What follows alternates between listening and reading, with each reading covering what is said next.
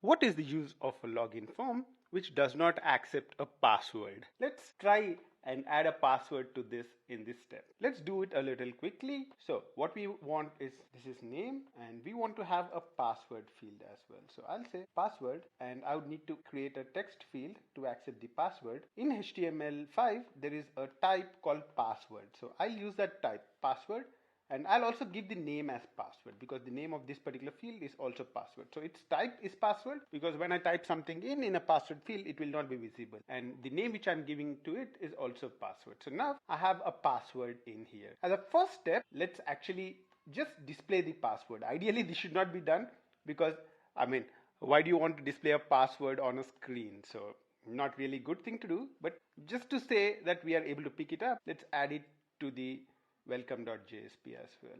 Welcome, and your password is dollar. So there you go. Now this is so simple to add in a field. Now if I go and refresh the screen, login.do, you see a name and a password, and I type in name as in 28 minutes, and I'll say some password and press login. Aha. Firefox asks me if I want to save my password. I'll say no, and the message which I get back is welcome in 28 minutes, and your password is some password. Ideally, you should not do this. You will never display a password on a website, but we just wanted to make sure that we are able to get the password correctly. Now that we added in the password, let's quickly add in some validation for the password and make sure that a user is valid before he comes in. So there are two kinds of flows possible. One is a valid user, right? So there's a valid user, he logs in, and that user, we would want to send him to the welcome page. So valid user with the right password, we want to send him to the welcome.jsp, or I mean, it should be able. And invalid user, what do we do with him? Invalid user, I mean, if the ID and password is invalid, what do? We send him back to the login page, right? That's basically what we would do. We would send him back to the login page. That's the functionality that we would try and develop right now. So if it's a valid user, we'll go to welcome.jsp, and if it's an invalid user, we'll go back to login.jsp. What we would want to do is to find out if a user is valid or not. For that, I need to have a service. What I'll do is I'll create a new Java class. So I'll call it new class, and I'll say user validation service and say finish. And the user validation service will have a method. So it will accept, it's a public method, and it would return a boolean whether the user is valid or not. So it will say if a user is valid or not, and the name is user valid, and it accepts two inputs, string user and string. And now I'll have one set of user ID and password which is valid. So I'll say if user equals in 28 minutes and password dot equals dummy, return true. I'll say let's assume that this is the only set of valid user ID and password. In all other situations, we are returning a false back. This is a very simple service. Actually, this would be talking to some authentication service usually, which is in a database or which is really a authentication system to find out whether the user ID and password is fine. But here, because we are starting with web application development, we created a hard-coded simple user validation service. This validation service, it accepts if it's in 28 minutes or and dummy. If the user ID is this and dummy, then it's a valid user. And any other user for this particular system is an invalid user. So this is quite a simple validation service that we built in.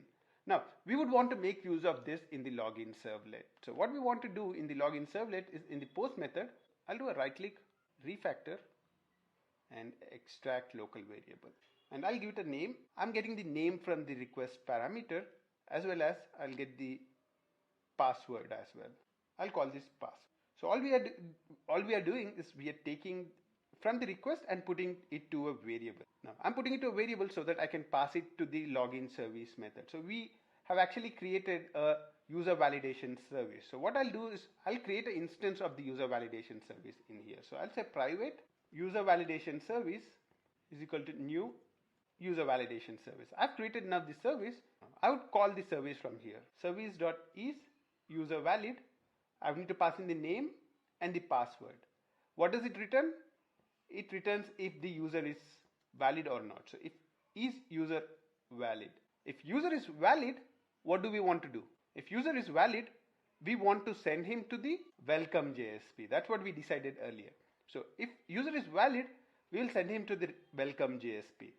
Else, what did we want to do? We wanted to send him back to the login. So let's go ahead and do that. All that we have done in the last few steps is we created a user validation service. The user validation service has only one set of valid user ID and password. If that's met, then it returns true. Otherwise, it returns false. And in the login servlet, we created an instance of this particular service, and we are now using this particular service to validate if a user is valid.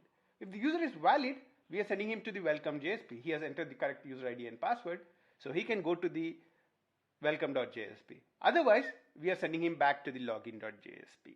Let's see if this particular piece of code is working. I'll take the user ID from here in 28 minutes, and also I'll take the password from here, dummy, and use it and see if it's working fine. Aha, that's good. I'm going to the welcome.jsp and I can see the welcome screen. In the welcome.jsp, I'm printing the password. I don't want to see the password anymore on the screen. So let's remove the password from the welcome.jsp. So in the welcome.jsp, I don't need the password anymore. So let's just say welcome username. So let's do a refresh and it's only printing welcome in 28 minutes. That's really good. So login.do, I type in 28 minutes. Be careful with the case because we have actually made a case sensitive thing. So be careful with the case of in 28 minutes. So you copy in 28 minutes and the password is PASS. Oops, not PASS, it's DUMMY and press login. You'd go into the welcome page. Let's now try with an invalid user ID and password. So in 28 minutes and some other password, login. It comes back to the login page. So if I enter an invalid user ID and password, it takes me back to the login page. That's really good, but I would really like to see a message in here. I would want to see a message which says something is wrong. You have done something wrong. You entered an invalid credential. Something of that kind needs to be printed in here. So let's add that functionality in too. So we want to add a message. What message do we want to add?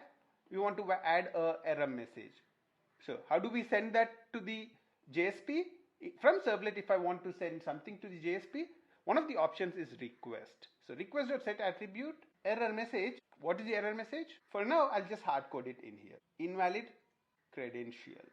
We have set the attribute invalid credentials in here, but we also need to show it on the login.jsp. Let's create a paragraph P and let's show the error message in here. Oops, it's not right.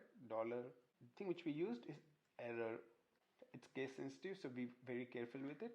And also, I'll put a font color is equal to red, just to show that it's an error message. I mean, this is not really perfect HTML, but we'll work on it very soon.